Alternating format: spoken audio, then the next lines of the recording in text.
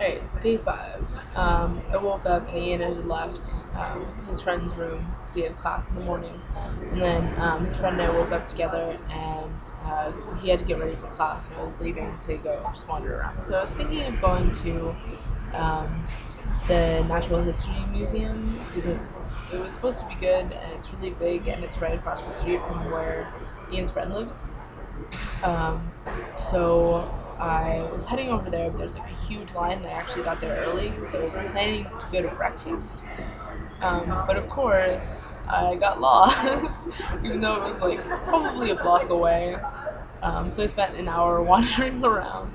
I got to like near the Albert Concert Hall, I guess, and hung out there for a little bit.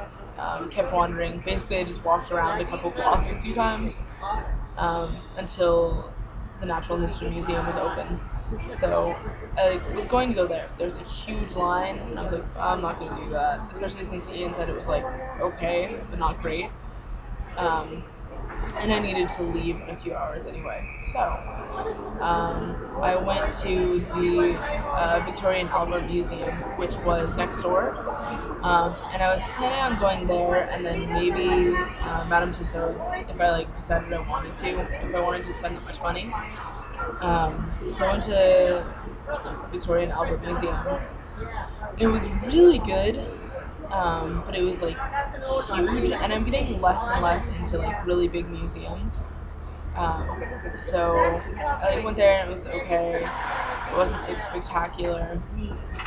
I mean, it was like sort of spectacular. It was just overwhelming. Like I couldn't spend 2 hours there. I'd have to spend an entire day there, and I just like that's never like a fun thing to do.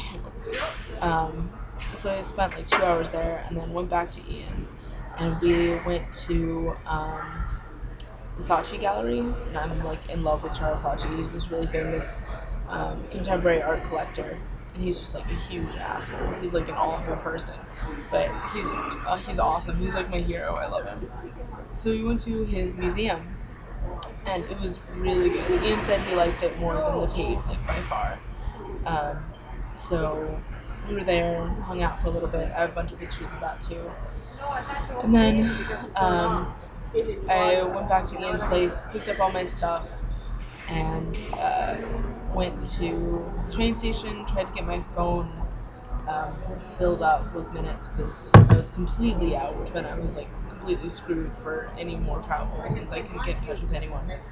Um, so I was like calling Allison to try, or not calling, I was texting her from Ian's phone saying like, please can you put minutes on my phone, I'll pay you back later, I can't do it here, I don't know why. So she did, because she's my hero. And so we got on the train, and actually I like went to the train station and I was like, all right, I need a ticket to Liverpool. And the guy was like, all right, that's 122 pounds. I was like, what? Like, you have to be kidding. He's like, no, it's 122. I was like, I can't do that. And he was like, well, if you go in an hour and a half, then it's like 62. I was like, all right, whatever. That's like a lot of money, but I kind of have to do that. So I waited for a while and got to my host's house, or like got to Liverpool at like 10 something, and then waited for a while for him to pick me up from the train station um, until like 10 or 11. Um, and then went to his house. He was really nice. It was good. Actually, while I was waiting at the train station, there was a guy, like an old guy, who looked kind of like a butler, who came up to me and was like, "Are you Sarah Graham?" And I was like, "I'm Sarah Pilchman." And he was like, "Hmm." And then just kind of looked at me. I was like, "It's weird." He was picking up someone else named Sarah who was there at the same time. I was like, "Maybe that's for me," but I didn't think the guy who was hosting me was like wealthy enough for a butler, but whatever. So the guy picked me up. We went on a smaller train to his house, and then that was the end of the night. We just ended up talking for a while, which was really good. So more on that later.